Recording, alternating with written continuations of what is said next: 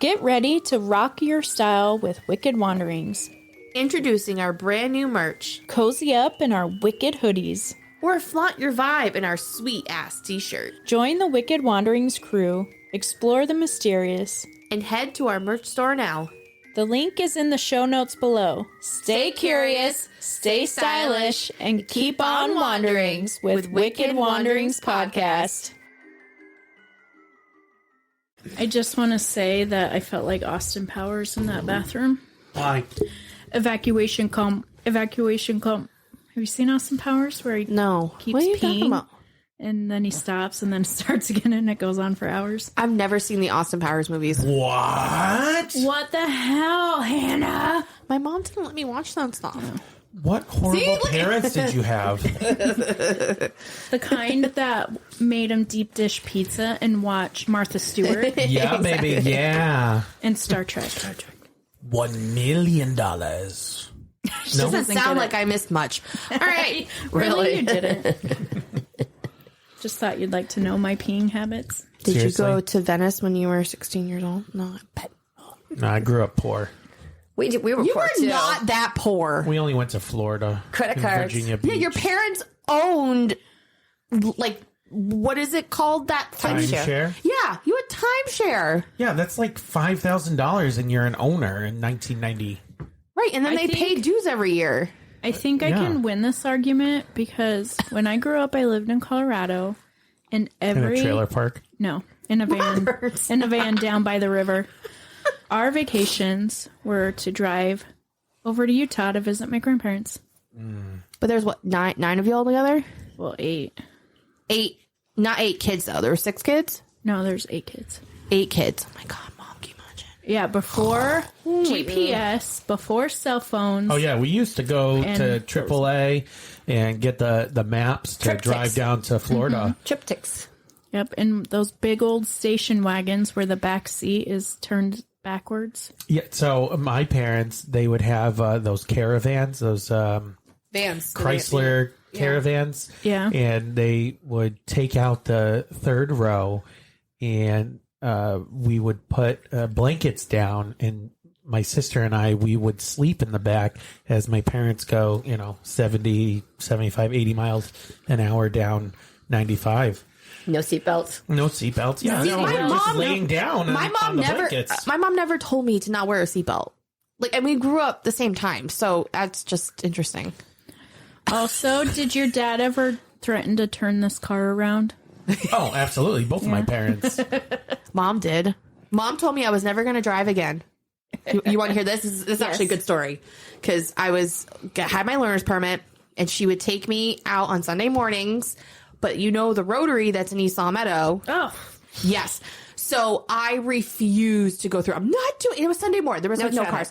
No traffic. I'm not doing it. My mom was like, if you don't do it, you're not getting a license. I was like, okay. So I pulled into a lot, and she drove through it. And I got my license, everyone knows. But Yeah, when she was 30, she got her license. that's not true. Oh, my God. I was so mad at her. You're not driving ever again.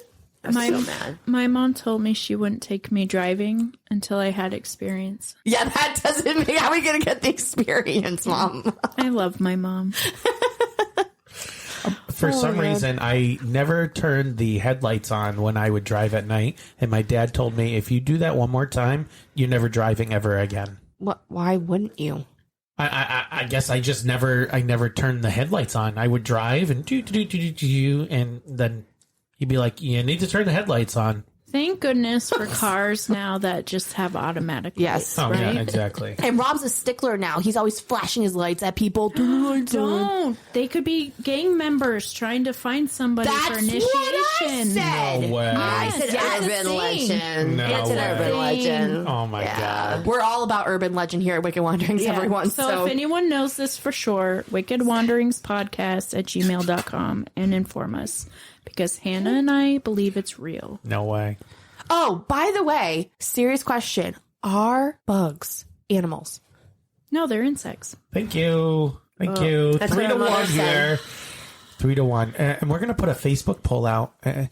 Is bugs But I also have animals? 3 other people that... No, 4 other people that said they are animals. Go to Wicked Wanderings podcast on Those your Facebook kids at school. They're middle schoolers, and vote in the poll. but they're closer to school than we are. Did you just say they're middle schoolers? Yeah, because I work in districts. That's who you have backing you up. Exactly. That's what I said. They're closer to school though. Like they're learning about it now. Okay. Let's move on. Hannah, you're adorable. Well, that was my logic. They're my friends. Okay. Okay. They're my friends' kids. They're cool kids.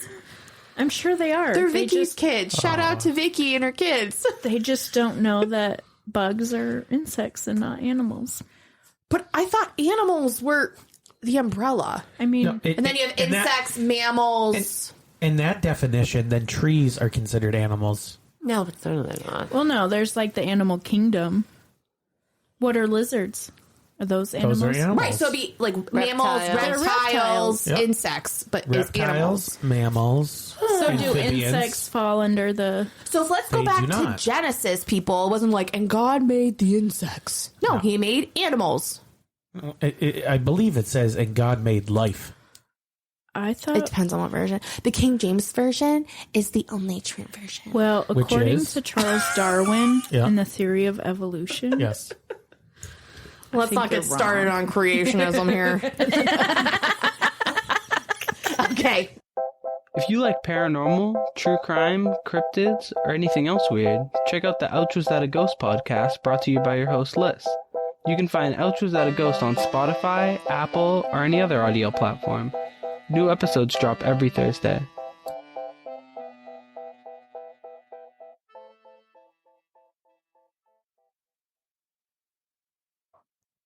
Hello, Wanderers. I'm Hannah, And I'm Jess. and this is Wicked Wanderings.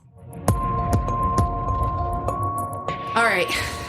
Hello, Jessica. Hello, Hannah. How are you? I'm good. How are you doing? Good. You ready to talk about Scotland? Yes, this was done via my request. Yes, it was. Yes. Heart of my hearts. So I want to share my love of Scotland with you wonderful people, but I want to do it. Oh, hi, Mom. I'm sorry. Hannah, she's your mother. I'm so sorry, Mom. I just got so excited for Scotland. Hi, And what Mom. she isn't telling you, I was obsessed with Scotland when I was a teenager, and I brought her there when she was 14. So I think that Yes. obsession it kind of grew with the next generation. She's even more obsessed than I ever was. So she definitely should have remembered to introduce you since you introduced her to Scotland. I did. She was 14. Scotland. Sorry, Mom. It's okay, honey. She still loves you. She's my sure. favorite daughter. She's also your only daughter. No. but- We don't say that. Oh, okay. You're my favorite daughter too, Hannah. Okay, sorry. Hi, Mom. Awkward. So I want to share my love of Scotland through stories of murder, folklore, and hauntings. So Yeah. I don't want this to be my first, but I don't think I'll do them like in order. I think I'll do like a pop-up story here and there. But this is the first of many. Does that make Awesome. sense? The first of So it many won't be like a pop-up series. stories Yes, or episodes. exactly. Okay. So I've been extremely blessed to have been to Scotland several times. And one of those times I got to be there for study abroad, which was I wish I appreciated it more back then, but I will say as my mom knows, I easily got very homesick. But I also didn't have the best roommates in the world. Oh, I were did they have one bitches? roommate. They were bringing like strange men home. Good thing there was a lock on my door. Mm-hmm. Like I know you're supposed to have fun in college, but I'm I like, mean, but it's oh. Scotland and the accents. I'd probably bring But strange men. they home, weren't too. even from Scotland. These guys were like from like Italy. Oh, pfft. Because like we were all had like flats, basically apartments, and so they were all abroad students. Oh. So it was like Germany, Italy. It wasn't even Scottish guys. They were just going on a tour of international countries. I just right? don't want to walk out of my Through room men. and then see a guy coming out of the room. I'm like, oh, hi, welcome to my dorm. But anyways, You and I have that's another different story. dreams. Just I kidding. was very different at 21. Let's just be honest. Yeah. So, anyways, I lived in Edinburgh, and it was one of the oldest and most beautiful cities you will ever go to. If you haven't been, please go. I want to go. Maybe that will be the next trip with John. Poor John. We're volunteering for all these amazing trips, which I'm sure he's listening and is like, of course, I'll take you. Of course he will. In Edinburgh is the famous Edinburgh Castle that sits on this throne of rock. Volcanic Literally. rock. Yeah. And you can see why back in history it would have been a fortress you would not mess with. It is located on the Royal Mile, which is now full of shops and people going to work and pubs and culture. But the history and the energy that is in these stones, and the stones like you walk on, and the stones of the structures, they hold so much of the past. And I want to share some of that. Sweet. Mom, you mentioned what the stone is that Edinburgh Castle sits on. I didn't know if you wanted to elaborate. It's on volcanic rock, and it was a fortress, and it's at the top of the Royal Mile, which is actually 1.1 miles, which is the Scots Mile, and then it goes down to Holyrood. So you've got the castle at the top and the palace at the bottom, which has a whole other history with Mary, Queen of Scots, and that kind of thing. So it's actually a pretty fabulous place. If you look at pictures of the Royal Mile, you'll see there's 3 of the red telephone booths. The flat that my sister and I rented for about 10 days is right there. Ooh. So we actually could sit in our window seats and look out on the Royal Mile. The other thing is we were there the week of Halloween. Oh, Hallows Eve. Yeah. So we were there. So we saw some pretty cool. They do the big parade down For Samhain. for Samhain. Yeah. So Which- All Hallows Eve. So when I was there for study abroad, that was the time that they rented it. And first of all, it was the most relaxing I've ever been because I don't think I realized how much I wasn't sleeping well. So I knew I was like, quote unquote, protected with my mom and my aunt. Aw, that's so I so would just like precious. randomly fall asleep in the car when they were driving or just at random times. And I could do my laundry for free because before it was like 50 pence to wash, 50 pence to dry. And then you had, like, I literally had to walk out, go outside to the back entrance to do laundry. That was if something was free. I did all my laundry. I slept. First world problems. It really is. It really is. And I never had a dorm experience because where I went to school, I was at home. So it was definitely eye-opening. So that was your first Yes. big experience out in the world. Yes. Yeah. I really went out in the world. I went across the pond. They were there for Samhain, which was amazing, which was a lot of fun. So we'll get into some of those stories because it's amazing. One of the first stories I want to talk about is the murder of Alexander Cant. He can't? Well, he can't anymore. So to tell how this murder happened, I'm going to go back to September 9th, 1513, where a now widow, Alison Rouche, had to raise her 4 children by herself since her husband and the king were killed. They were killed in one of those many battles that happens, right? This happened back in the day. Now, Alison was kind of a badass because over the next 20 years, while there was a lot of civil unrest and political issues in Scotland, Alison remarried, then she divorced, and then she became a merchant herself. Good for her. She also made money and actually gave herself a small fortune, which was unheard of for women of this time. Alison helped her children find spouses and success in their own lives. This included marrying her daughter Catherine to a prosperous merchant named Alexander Cant. Alison agreed to pay a dowry for her daughter, which was kind of amazing also because for a mother that's... lost her husband and then she divorced to be able to have money to do a dowry, which was pretty impressive. 4 years later, it still had not been paid. Alexander decided to sue his mother-in-law. Because that always goes over well. Right. There was also a disagreement over property, and in the middle of a very heated argument, and her daughter was present as well, Alison struck Alexander and killed him. Oh, shit. Yeah. My favorite murder story where the mother-in-law kills the son-in-law. You better watch out, Rob. Don't piss anyone off. Both of the women actually were arrested and condemned to death.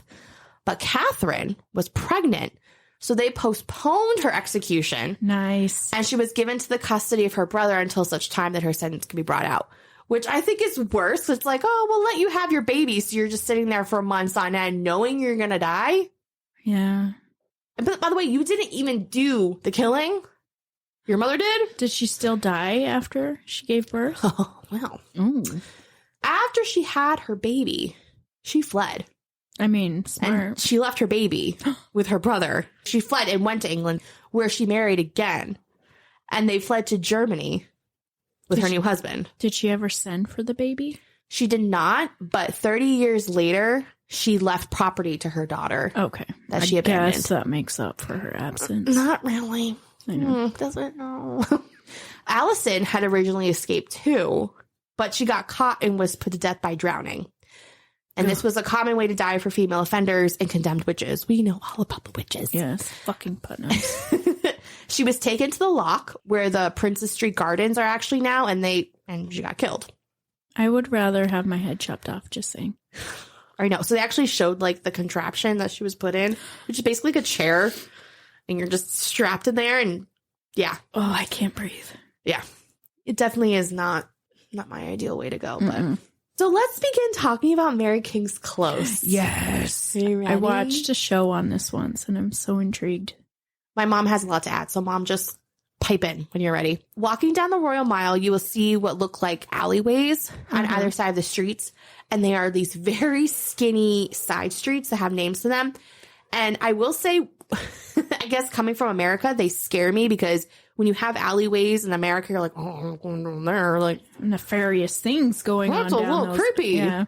But there was like one daily we had to go down when we were there because our car was parked at the end of it. So you have to go down there, or there's places to drink down there, or there's restaurants. Like, it's normal to walk down these ways, even though they look creepy. You don't want to miss out on some good beer. Exactly, right? Back in the day would tell you where you could find what on each street. If you were looking for a baker, you would go to Bakehouse Close. Or if you wanted to get meat, you would go to the Fresh Market Close. So it was kind of like, depending. Or if you needed a lawyer, there was a certain name for that one. So it was named on where you needed to go. Okay. It was an easy way to find things you wanted. The cool thing about Mary King's Close is that it's underground now.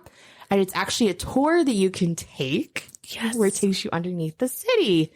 And I've been very blessed to be able to go twice, which was kind of cool. I got to go with my mom, and then I went with my husband. So they basically built the town on top of the town. Correct. Well, they built the Exchange, which is a government building. Because the close had actually been abandoned. I want to jump ahead, but it had been, at that point, it had been abandoned. And because it is on a very steep hill, they just kind of flattened it out. They put a kind of like a domed. So when you go into the close and you look up, you're seeing the bottom of the Exchange. Oh, okay. And that domed arch piece is normally the only way I can really describe it is if you're a Harry Potter fan and you know, was it Diagon Alley? Except not that nice because these were tenements and this was not, it wasn't like a really great place. To live. You weren't among the wealthy there. The poor. But think of the really close and very high. Some of them were like 7 and 8 story high tenements. Wow. So a lot of people in a very small area with no sanitation. Yeah. Wow. So 7 stories of a building fitting crazy underground. Yeah. So like my mom said, the buildings were just in disrepair. There was overcrowding in the city and they wanted a new Royal Exchange. So they just... Why not? Why not? So as you can imagine, stories have been circulating for some time. One story is about Thomas Colthart and his wife of about 40 years after the last outbreak of the plague. And this is the Black Plague we're talking about, but those people with the cool masks. Oh, yes. The long-nosed masks. So the couple moved into Mary King's Close in 1685. And almost as soon as they moved in, their maidservant left, insisting that the house was haunted. So one time when they were resting, they saw a vision of an old man's disembodied head floating in the air. Oh, shit. The wife fainted, and the apparition vanished. But it soon returned, and it was joined by a young child. What? With, quote, its coat upon it, which I'm not sure what Old English that is, what does but that mean? I guess it was wearing a coat. They prayed for mercy, but nothing changed, and a severed arm appeared and beckoned them. Stay with us. We'll be right back. A sincere expression of gratitude to our esteemed patrons, Lynn from Massachusetts, Heather from New Jersey, Courtney from Massachusetts, Amber from Idaho, and Chelsea from Utah for their generous monthly contributions. Their support fuels the engine of our investigative endeavors here at Wicked Wanderings. You too can become a valued patron and unlock a realm of exclusive content by supporting our mission for as little as $3 a month. Your contribution sustains our commitment to delivering high-quality content. Visit wickedwanderingspodcast.com and click on the support tab to join the ranks of dedicated patrons like Lynn, Heather, Amber, Courtney, and Chelsea. Your investment not only keeps our podcast thriving, but also ensures you are at the forefront of intriguing discoveries. Thank you for considering this opportunity to deepen your engagement with Wicked Wanderings. Your support is paramount in enabling us to continue our journey into the realms of mystery and true crime. And now, back to the shit show.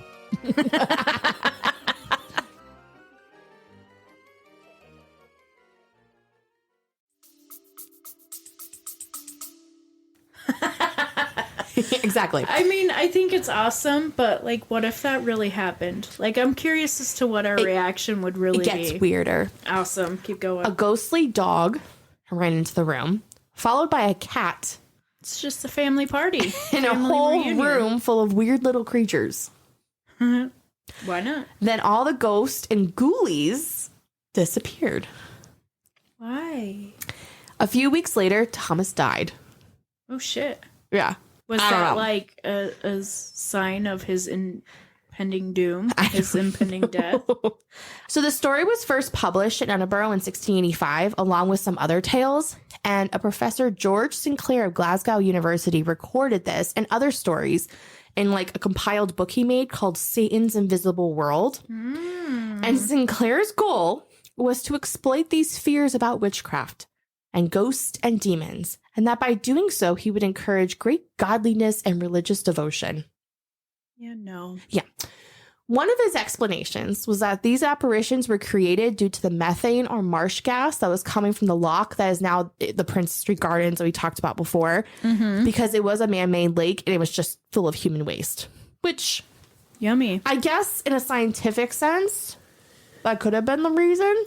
Yeah, but they also said that the methane gas did cause hallucinations for the Rob is- people that lived in the close. So the methane gas can give you hallucinations and can create some of those different color lights. They even talked about candles burning different colors, but they have a lot. There is a scientific explanation. Yeah, I've that heard has about to do to it. methane gas. regarding like swamps and stuff. Yeah, I mean, it's exactly. And then this is what it was. It was a lock, and it was It was a man-made body of water that they actually tried to have fish in, but it ended up just being full of human waste. And so if you're in Scotland now, you'll see it's a beautiful garden. It's gorgeous, but it good fertilizer, though. yeah. No, because I mean they did. I mean, remember, you have to remember too. Scotland has a very deep and rich history around witches, Yeah. and I mean a lot more than really. I mean, I know we have the Salem witch trials, but Scotland really they did like a lot to eradicate Nothing witchcraft. compared to Scotland, Yeah. right? So other things have been seen or heard. People have heard scratching coming from inside a chimney where a child sweep is said to have died, or they hear sounds of like a party or crowded tavern. So one of the strangest is, I'm looking for my mom's input on this, is the story of a little girl who has come to be known as Annie. So years ago, a Japanese psychic came to visit Mary King's Close because she wanted to make a film about the hauntings of Britain. And so she said she could barely step inside this certain room because of the pain and unhappiness she could feel. So the psychic had difficulty entering the room and said that there was feelings of a child who was separated from her parents. When the psychic entered the room, she communicated with the spirit, and the psychic is quoted to say, "She wants me to ask her mommy why she left her. She didn't know that she had the plague. Her mom lied to her to take her here and then abandon her, probably to protect her siblings.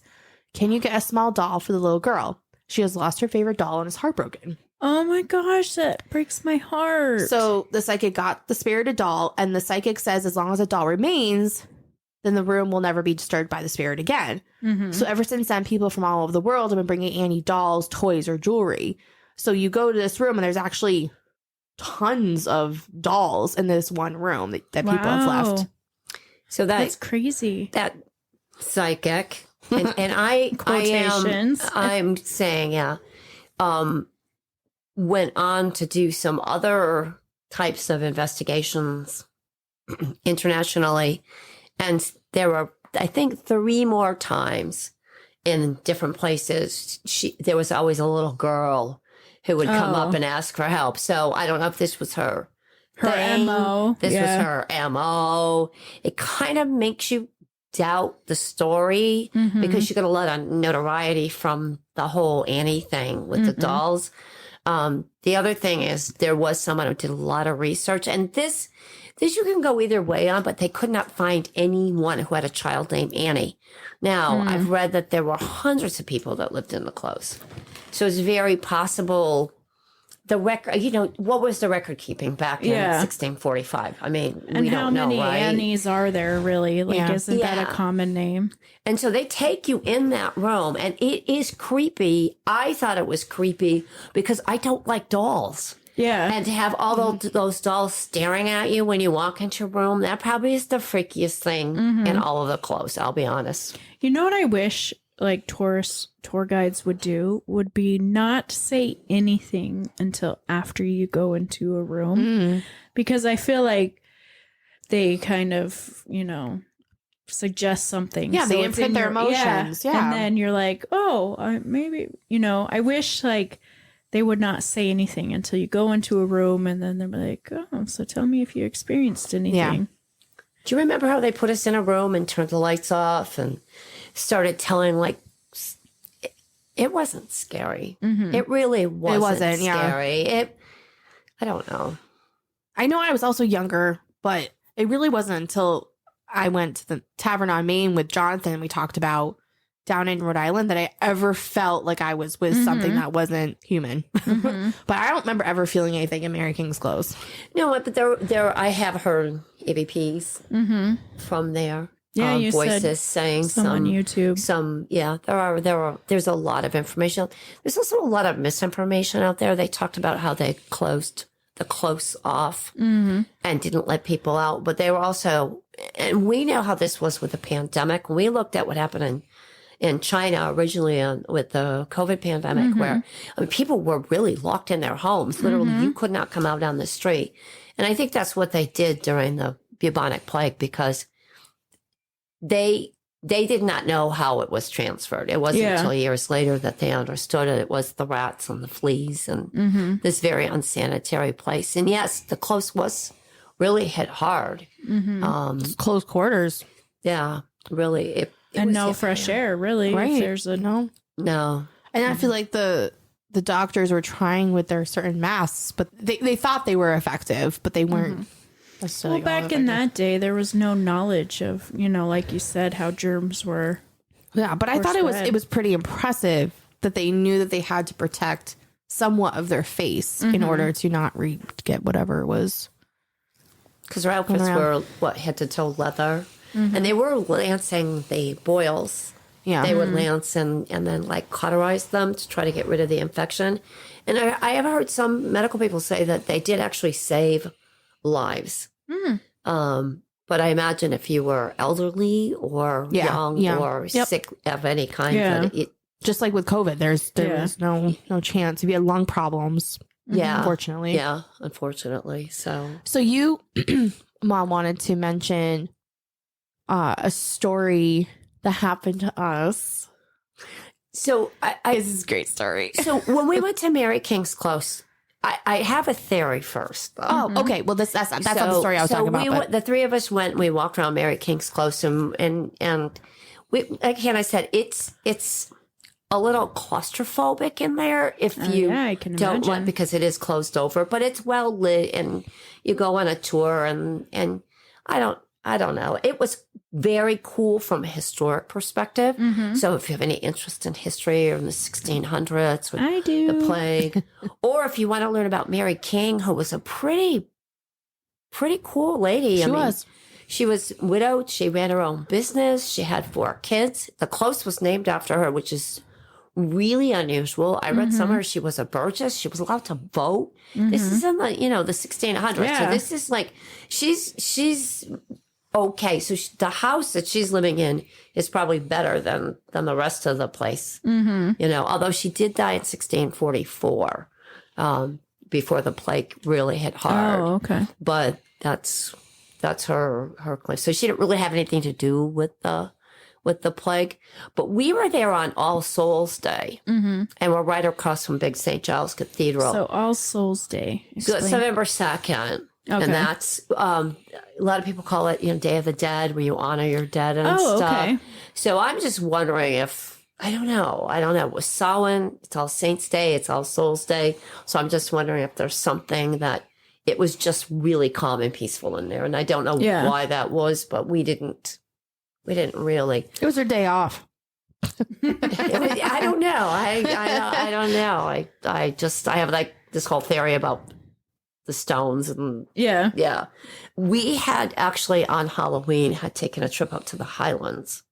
I wanted to go up and see Loch Ness and Urquhart Castle, and we went up there and we saw the lake, and it was great. And on the way back, realizing we had some time, I said, let's go to Culloden. This is before Outlander was, this was like, cool. I said, I told you, Scotland obsessed. And I said, let's go to Culloden. And we're driving a rental.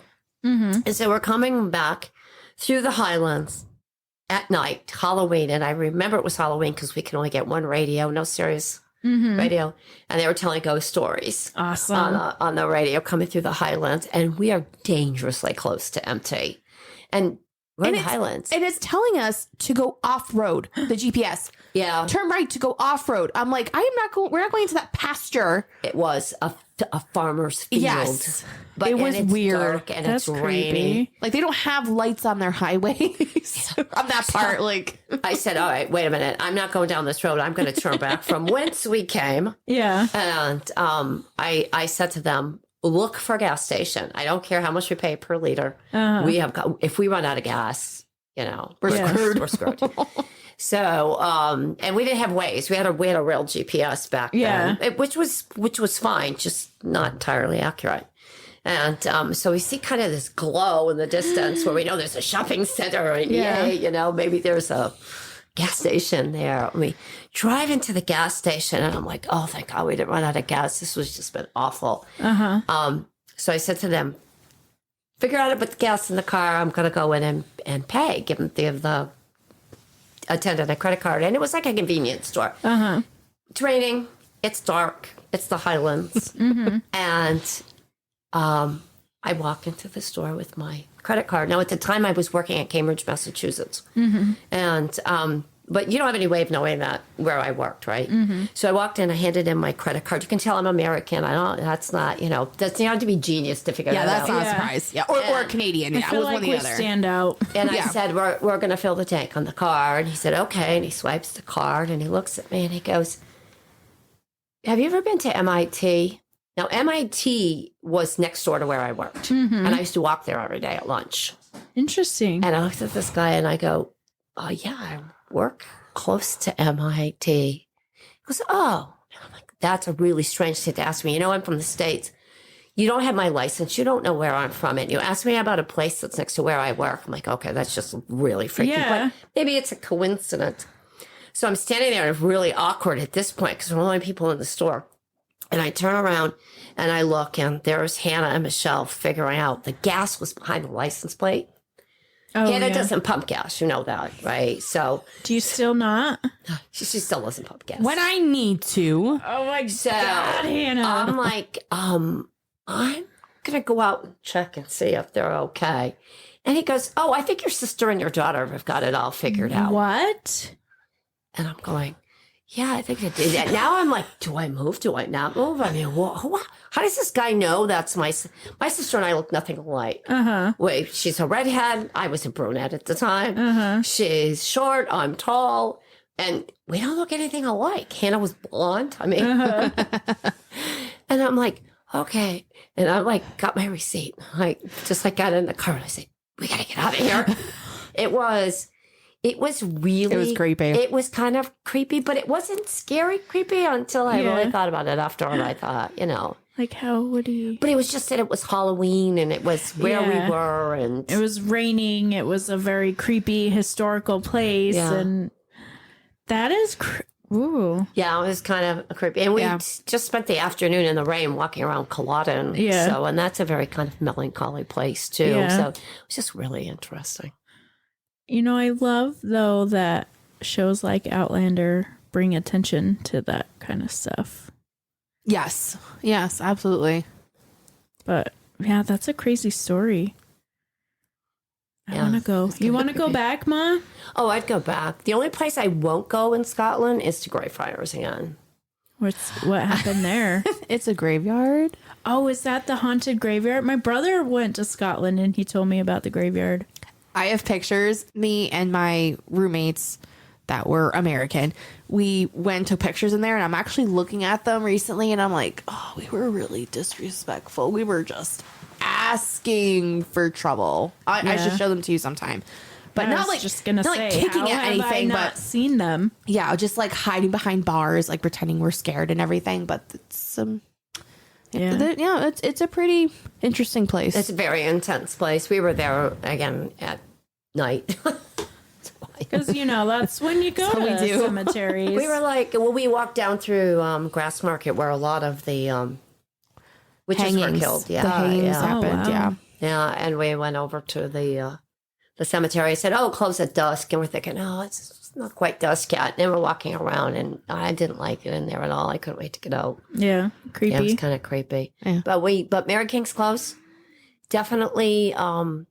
Cool. I did hear one thing about Mary King's Close, why they think there's so much activity. Yeah, and when they tried to reopen the close, there were a lot of bodies that had been left in there after the plague, and they sent these two brothers in, and they didn't remove the bodies respectfully, and they think that that's what causes some of the paranormal activity.